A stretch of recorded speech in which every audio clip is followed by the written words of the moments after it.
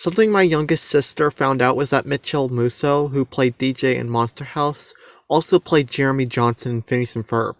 Jeremy Johnson in Phineas and Ferb. Alright, you win again. You're the champion and I'm just a pharmacist in a lab coat. I promise I won't let this happen again. Well, it's nearly the new year, and allow me to sum up 2021.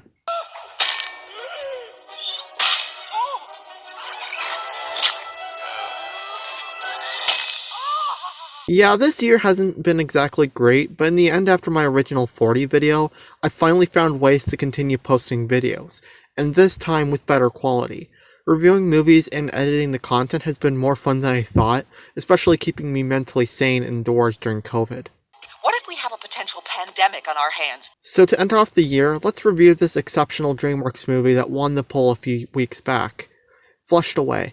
Flushed Away was released in 2006 and was directed by David Bowers and Sam Fell under the Aardman and DreamWorks Studios. So without further ado, let's do the plot synopsis. The good, the bad, and the crappy. The movie starts off in the household of an upper-class British family with freakishly uncanny bodies. Like the parents in Monster House, they're going on a trip for unknown reasons, leaving their pet rat Rodney home alone. Let's take a look at this girl's room. It's full of Aardman DreamWorks Easter eggs. There's Gromit, the dragon from Fiona's bedroom, the bunnies from The Curse of the Were-Rabbit, even Alex the Lion is popular in the UK. The upper-class rat, Rodney, is voiced by Hugh Jackman, who played Wolverine and the totally historically accurate P.T. Barnum in The Greatest Showman. With no human authorities watching, Rodney spends his vacation with his date, Barbie. I don't want to know what happens afterwards. More Easter eggs, people. We get a Wallace suit, a Wolverine outfit, and tons of DreamWorks DVDs. Shrek, Shrek 2, Over the Hedge, Shark Tale, and Chicken Run. There's even Batman here. Although he's living the dream, deep down he's lonely but doesn't want to admit it. Such an original character arc. I sure wonder how this will play out. All of a sudden, my least favorite character breaks into the house. Sid is voiced by Shane Ritchie, and this character isn't exactly a good first impression for Rodney, who, like me, finds him irritating. Oh, but Jonathan, just give him a chance. Maybe if you had a friend like Sid, you'd get used to him over time. No. I'm on Rodney's side. I would never share a house with a sloppy, lazy, German-hating, beehive-toed fat-ass. Fortunately, Rodney does the most intelligent thing to do, which is to toss him out. However, the little rat pulls a Scar and Mufasa by shoving Rodney in the shitter. Rodney gets flushed away and ends up in the London sewers. After facing one of the most hideous product placements ever, Rodney stumbles into a miniature replica of London made from random junk. Okay, this is pretty cool. Desperate to get back to his prison in disguise, he's told by Remy from Ratatouille that Rita could help. She's voiced by Kate Winslet, who played in the Titanic and is a serious, non-feminine-like woman, while Rodney is a clumsy, selfish guy. Huh, I wonder if they'll fall for each other. I mean, Rodney is lonely. With a crappy mess-up, Rodney and Rita are found by a gang of henchmen. Whitey, the muscular albino rat, is voiced by Bill Nighy, who played Rufus Scrimgeour in Harry Potter, and Clifford in Detective Pikachu, while Spike, the weedy and stringy rat, is voiced by Andy Serkis, who played Gollum in Lord of the Rings, and Baloo in Mowgli Legends of the Jungle. There's also this one henchman wearing shades who strangely looks like Free from Beastars. Rodney and Rita end up selling each other out. The two are then taken to the Toad's Lair, who's voiced by Ian McKellen, the guy who played Cogsworth in the live-action Beauty and the Beast, Magneto and Wolverine, and Gandalf from Lord of the Rings. He's not Shen or Fairy Godmother good, but he's one of the most funny in the DreamWorks catalog. Mr. Toad turns out to be from the surface like Rodney. He was owned by the British royal family before being replaced by a rat and somehow fitting his fat ass down the loo while being flushed.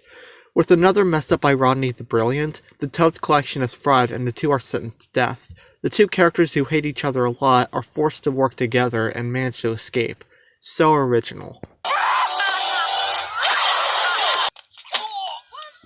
With too many groin fatalities, Rita gives him the finger and takes off. But thanks to Whitey and Spike chasing Rodney down, he ends up back in her arms once again. After escaping, they make a deal that if Rita gets him home, Rodney will make her rich beyond her wildest dreams. By stealing from the family that raised him, of course. Should we honestly be rooting for Rodney as a protagonist? Let's see. A tall house made from junk, lots of kids, poor beyond belief. You might as well have named them the Weasley family. You're not fooling anyone. While gathering supplies at Rita's home, Rodney starts connecting with her family and starts feeling more at home than he did before.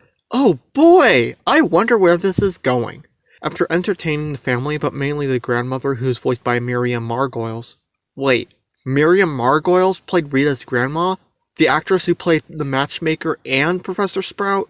So after entertaining the family, Rodney eavesdrops on Rita, who is listening to her brother's suggestion about turning Rodney in. Seriously? This misunderstanding results in Rodney stealing her boat, Rita catching up, the two fighting, thinking, oh, but we had a deal, but then get back together. We've wasted about 6 to 8 minutes with this crap, with the addition of Rodney lying to Rita that he has a family back home. After failing the second chase, the Toad sets the task to his cousin, Le Frog, who is voiced by Jean Reno. After doing a better job at catching Rodney and Harriet, the Toad does a Zoom call, demanding for the Master Cable. Oh, did I forget to mention Rita stole the Master Cable to use as a belt? Knew I was forgetting something. The two escape Kermit and his army, which resulted in Rita's boat sinking. Oh, come on, you have at least 1 or 2 references to Hugh Jackman's other movies, but you seriously couldn't pull off a Titanic reference for Kate Winslet? I'll never let you go, Rodney. That would have been so easy to add. Hey, wait a minute, you made Winslet the captain of her own ship in this movie. Okay, that's a better idea than what I had. Wow. First My Sister, and now a movie that focuses on toilet humor. I'm running out of room on this board, you guys. So Rodney and Rita go from the sewers, up a pipe, and to the surface 100 feet from the ground. How they get that high so fast? Where'd they come from? The two go Mary Poppins and pulls a chimney at Rodney's home. Rodney sticks it with his promise, but uh-oh, Rita wants to see his family that he mentioned earlier. It's going to be a big live reveal. Who could have seen this coming? Rodney confesses that he likes the loneliness and that he doesn't need family, so they end up splitting. It isn't until later that Rodney realizes that the Toad is waiting till halftime at the World Cup in order to execute Order 6 on the rats. With even more minutes wasted, Rodney flushes himself down the shitter to save everybody. Rita is captured and the Toad gets the Master Cable back. I don't know which is worse, this gigantic flood or this zombie herd of minion knockoffs. Rodney saves Rita, the Toad is defeated, the flood is stopped by Elsa, and Sid gets killed by the cat. The end. So let's talk about the movie. The pros and cons are pretty much balanced here. Is it the best thing Aardman Studio gave us? Not really. Wallace and Gromit gets that title. Even Chicken Run if they had made the movie about building a plane instead of that liar reveal plot. I'm gonna have to start with the negative stuff first, as to not kill the mood of the video's ending. Something that's a little sad is that Flushed Away isn't claymation. The most notable thing about an Aardman film, like Chicken Run and Shaun the Sheep, is its animation and textures. So when I see Mr. Toad's robes flapping around or the humans at the beginning, it kind of gets stuck in my head and kind of kills the visual experience. But at least it did a good job blending Aardman's character designs and textures with CGI. It certainly fooled me all these years. There's just this backdrop that I can't really defend. It looks as if they use a 3D Google satellite picture. The betrayal part was the weakest part of the movie. As I've said, we've wasted 6 to 8 minutes with a scene that led us nowhere. Instead of Rodney misunderstanding their conversation, just have him and Rita leaving the burrow after gathering what they needed. And with some free time added instead of Rodney singing for forgiveness, flush out their relationship a bit better. Give them more time to talk to each other. Which brings me to the next topic. Although Rodney and Rita's chemistry is good dialogue-wise, I don't see any romantic connection between the two. I don't know. Am I missing something here? They seem more like siblings to me, kind of like Anna and Kristoff from Frozen. They argue a lot, goof around a bit, and even say sarcastic things. So if they had to remove this betrayal scene and have them leave the burrow together, the problem could have been solved. The frog like Kermit and his henchmen are funny, but they're pretty much a middle finger to the French. The thing they say or do is self-explanatory. Okay, men, to action! We surrender! No, not that one, you idiot! I get the purpose of Sid, but I just hate him so much. He's not funny, he's very disgusting, and I'm glad he got killed in the end. This is why I love cats. The Slugs are pretty much the Illumination minions, but created 5 years earlier.